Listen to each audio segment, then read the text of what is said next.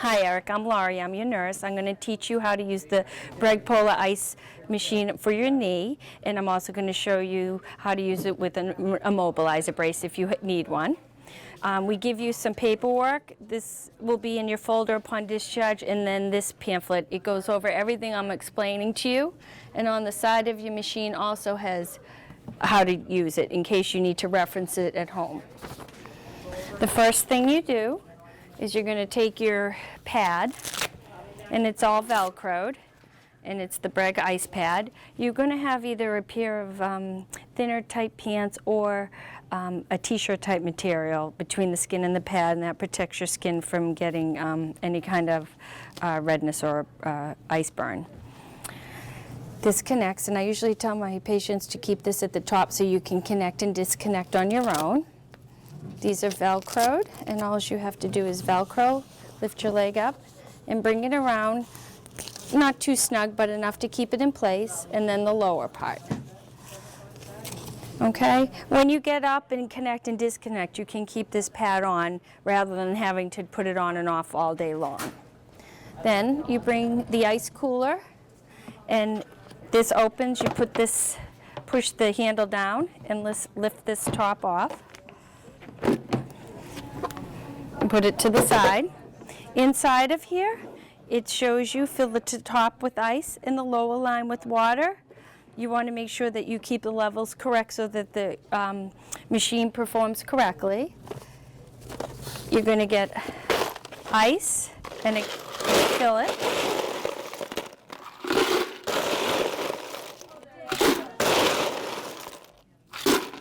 And then you can. And again, you fill it right to the top line. The lower line is a little bit below it, and you get water and fill it to that second line.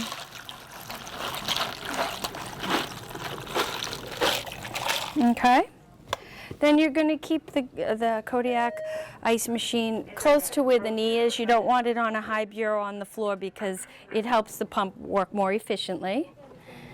Take the cover. And you're always going to put the blue cord away from where it lifts off. Hold it down firmly and seal it in. It's going to go to a 2-prong plug. You're going to plug it in, and you're going to bring this and connect to the back. There is no power on and off switch. You just put the plug in here, and that gives it the electricity needs to run the pump system. These 2 silver discs, prior to putting it on, need to be engaged. Firm grip and opposites connect. You're going to make sure that the tubing is placed so that it's not kinked or anything, because icy water pumps through the system. And then that nice cold icy water gives you good pain relief and helps with swelling. When you go to disconnect, you're going to again go to the power source, power it down. I usually tell patients a good idea is to use a face cloth underneath, because when you disengage it, icy water drips out. So depress these, disconnect and shake it out. And then you can get up and about and do your business and not worry about having to put that on and off. Now the second part of this is if you have an immobilizer brace, this is the immobilizer brace, you can use this underneath it, and all you would do is put it underneath. You would put it on with your pants, then the ice pad, then lift your leg up, and you can then just put this underneath over the ice pad. You just want to make sure that sometimes, because it's a little bulkier than if you didn't have it on, that you readjust your straps and just make it fit firmly but not too snug. And you just go all the way down. And if you do need to make it a little bit more roomy, you just go like that, okay?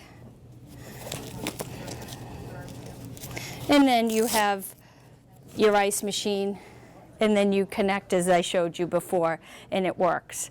The other thing is, a lot of people that have these immobilizer braces, if you're in a CPM machine, you can, when you're in bed, obviously you can come out of your immobilizer brace, but you can keep this ice pad on Just lift your leg up and connect when you're in the CPM machine. You're going to get periodic breaks from this ice cooler, but it is again regulated between 47 and 52, so if you have a thickness of like a t-shirt material between the skin and the pad, that's usually okay. But periodically just check your skin to make sure it doesn't get too red, but it isn't like ice packs.